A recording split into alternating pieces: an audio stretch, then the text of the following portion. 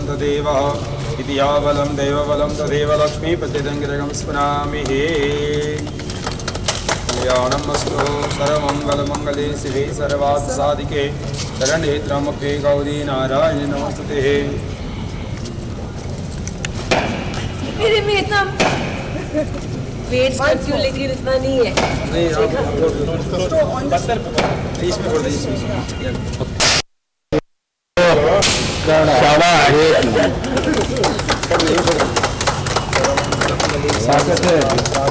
गदरवादी गदर 2 इसके लिए तो आ रही है, गदरवादी ताकत है इसके लिए तो गदर 2 आ रही है। सनी देओल के हाथ में, मेरे में कहाँ? ताकत आई कहाँ से? और 2 में आपके हाथ से देख लेंगे। की शुरुआत होने जा रही है। काफ़ी अमेजिंग लोकेशन है, स्टूडियो भी काफ़ी अमेजिंग लग रहा है। क्या कहना चाहोगे स्टूडियो के पीछे, किस तरह की शूटिंग यहाँ पे होगी और किस तरह का फ्यूचर है स्टूडियो में? You take it and then I'll take it out. एक तो ये स्टूडियो बहुत स्ट्रेटेजिकली लोकेटेड है कि हाईवे से पास में है और कन्वीनियंस ज़्यादा है। उसके ऊपर हम लोग ने फैसिलिटीज़ अच्छी लगाई हुई है, इस तरह की लगाई हुई है कि मोबाइल वैन्स की ज़रूरत न पड़े। यहाँ साथ में हम लोग कैंटीन भी चालू करने वाले हैं, तो फिर यहाँ खाना भी मिलेगा और स्वादिष्ट नाश्ते भी मिलेंगे। अपार्ट फ्रॉम दैट यहाँ शूटिंग के लिए और सब फैसिलिटीज़ टॉप ग्रेड हम कोशिश कर रहे हैं कि सब लगा लें ताकि सबसे अच्छा शूटिंग यहाँ हो सके, फिल्म्स की शूटिंग हो सके, एडवर्टीज़मेंट्स की शूटिंग हो सके और सीरियल्स की शूटिंग हो सके, यानी सब का पॉसिबिलिटी यहाँ है। और इससे हम आशा रखते हैं कि बहुत से प्रोड्यूसर्स ये जगह पसंद करेंगे। सो एज एन आर्टिस्ट मैं यही कह सकती हूँ कि एक आर्टिस्ट जो अपने साल के ऑलमोस्ट 250 दिन एक स्टूडियो में बिताते हैं और 16-16 घंटे दिन के, ये स्टूडियोज़ हमारे लिए घर बन जाता है। और लेकिन बहुत कम स्टूडियो है जो हमको घर के फैसिलिटीज़ देते हैं, वो कंफर्ट, वो क्लिनलीनेस और वो A1 फैसिलिटीज़। ये स्टूडियो उनमें से है। ना ही ये हमारे घर से बहुत नज़दीकी में है तो हमारा टाइम सेव हो जाता है, पर अगर आप ये स्टूडियोज़ के मेकअप रूम्स देखोगे, स्टूडियोज़ के कैंटीन देखोगे, तो हमें मेकअप वैन्स की ज़रूरत नहीं है जो एक आर्टिस्ट को हमेशा एक क्लॉस्ट्रोफोबिक फील देती है। ये सब उन्होंने एक आर्टिस्ट के नज़रिया से देखा हुआ है, एक प्रोड्यूसर के नज़रिया से देखा हुआ, एक फ़िल्म मेकर से नज़रिया देखते हुए कि ये सब टेक्नीशियंस के नज़रों से ये स्टूडियो देखा गया कि ये फैसिलिटीज़ क्या ज़रूरत पड़ेंगी, और ये सब facilities top of the line दी गई हैं ये स्टूडियोज़ में। और कंटिन्यूस ये स्टूडियो का मोटो और मोटिव यही है कि continuously to upgrade, to innovate and to make it better and better. So और ऑफ कोर्स डिस्टेंस तो है ही बहुत अमेजिंग, और ख़ासियत यही है कि एक साफ़ सुथरा कैंटीन जो हर स्टूडियो में नहीं होता, बल्कि शायद फिल्म सिटी के अलावा में और शायद यशराज के अलावा में होता नहीं है, ये स्टूडियोज़ में है, with the variety of food भी जो कहीं और नहीं मिलता। सो देयर मैनी फैसिलिटीज़ जो सिर्फ़ और सिर्फ इसी स्टूडियो में अवेलेबल है। And I as an artist vouch कर सकती हूँ कि मेरा पहला चॉइस हमेशा यही स्टूडियो होगा। अगर मुझे किसी प्रोड्यूसर या डायरेक्टर को कन्विंस करना पड़ेगा कि मुझे शूटिंग कहाँ करनी, तो यही जगह होगी, और देखते ही उनको पता लगेगा कि क्यों, and they will automatically want to work here. Ameesha ji, आप जो है मधुबन रिसोर्ट की भी ब्रांड एम्बेसडर हैं। जी बिल्कुल। क्या कहेंगे आप? वेल, कल ही एक सबसे अहमियत की न्यूज़ हमें मिली है कि मधुबन डिलक्स 5 स्टार होटल का खिताब मिला है उनको, और गुजरात में ये एक ऐसा रिसोर्ट है जो वन ऑफ अ काइंड है। ख़ास करके इंडिया में अगर आप जाके देखो तो ये एक यूनिवर्सली अपीलिंग रिसोर्ट और स्पा है। State of the art facilities, again hygiene, cleanliness, venues for numerous occasions, birthdays, weddings, parties. Also, मैं कहूँगी कि जो आप एक कट ऑफ होना चाहते हो अपनी आम जिंदगी से और जाके वहाँ पीस, क्वाइट, फैमिली हॉलीडेज़, हनीमून्स, जो कुछ भी आप एक हॉलीडे रिजॉर्ट में या एक बिजनेस फैसिलिटी में ढूंढ ना पाओगे, आपको हर एक चीज़ ये अंडर वन रूफ मिलेगी. And they've got one of the best and the finest spas as well.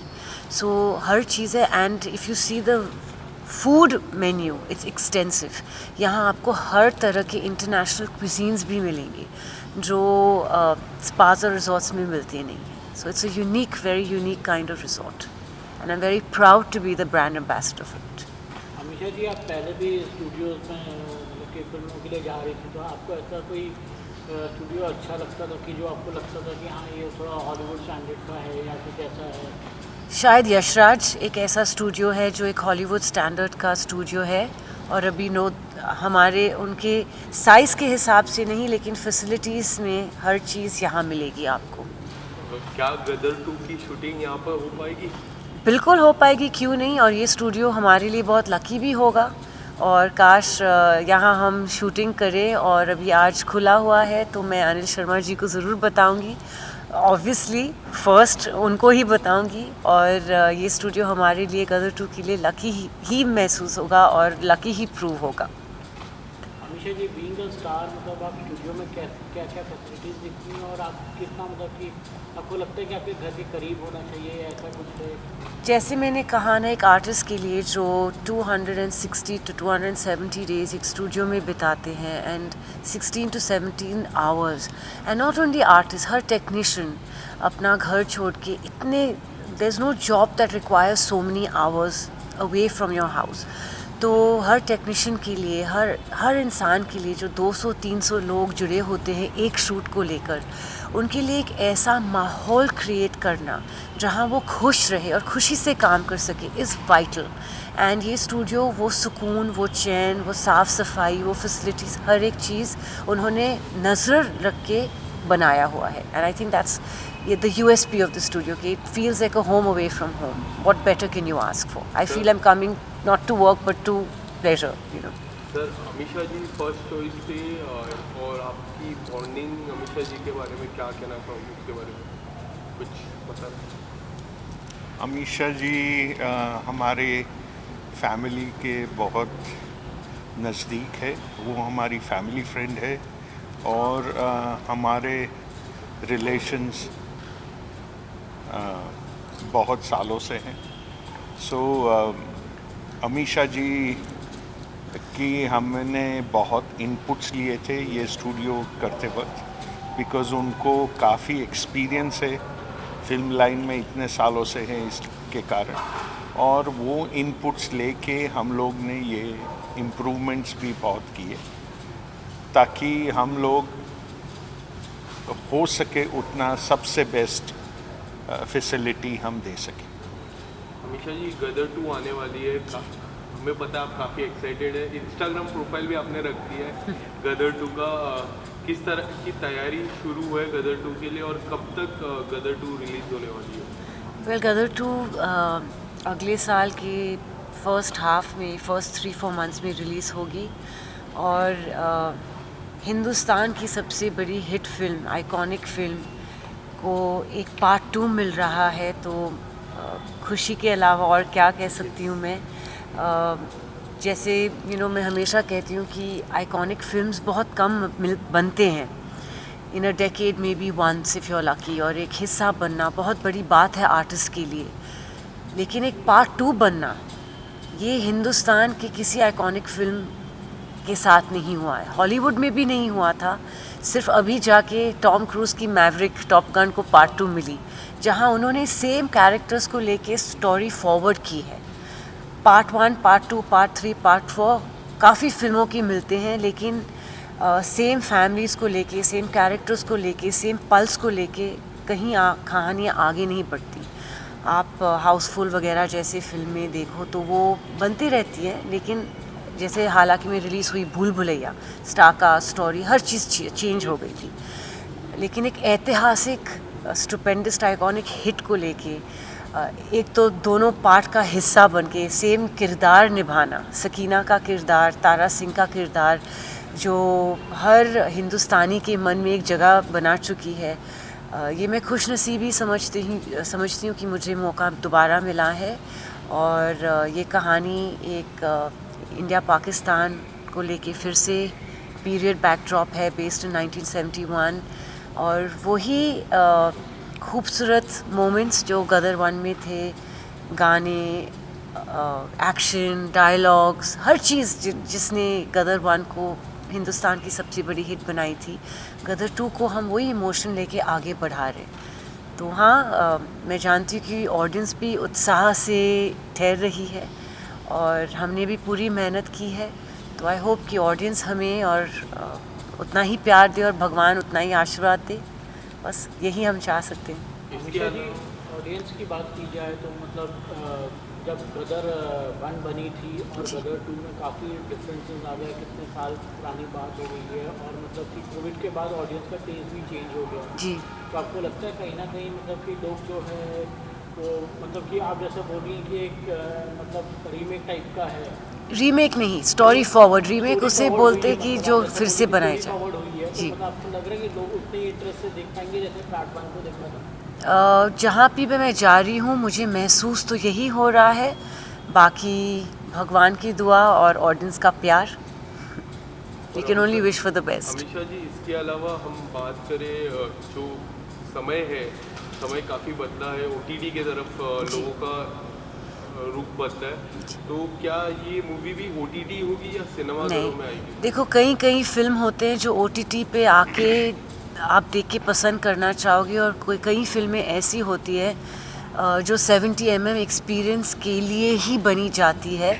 या सेकंड व्यूइंग, थर्ड व्यूइंग अगर आपको करनी हो तो OTT is then okay, but Gadar उनमें से एक ऐसी फिल्म है that is made for 70 mm and only release on 70 mm first.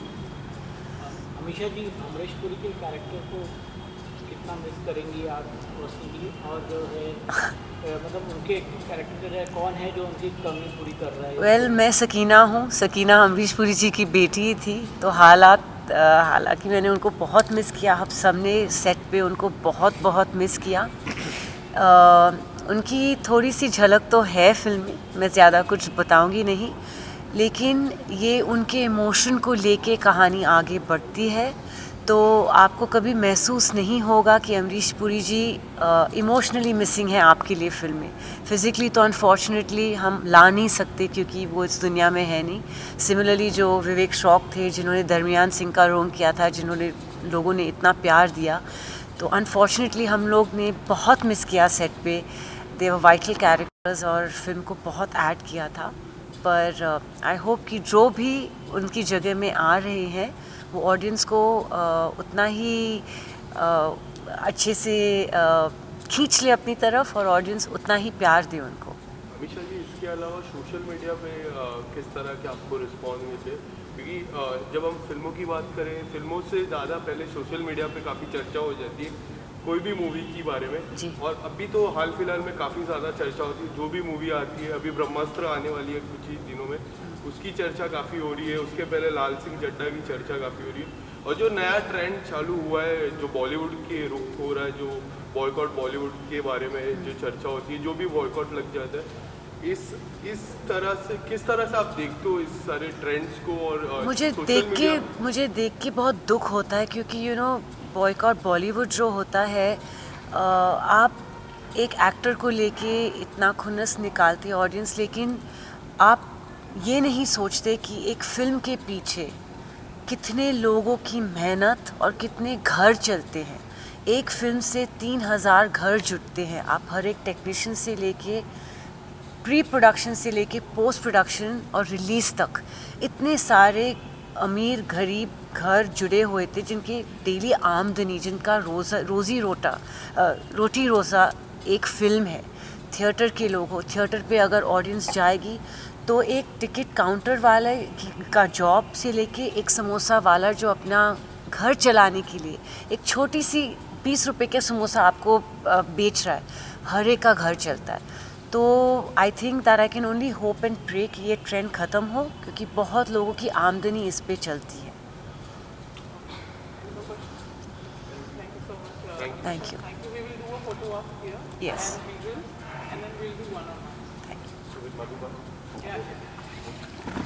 Thank you.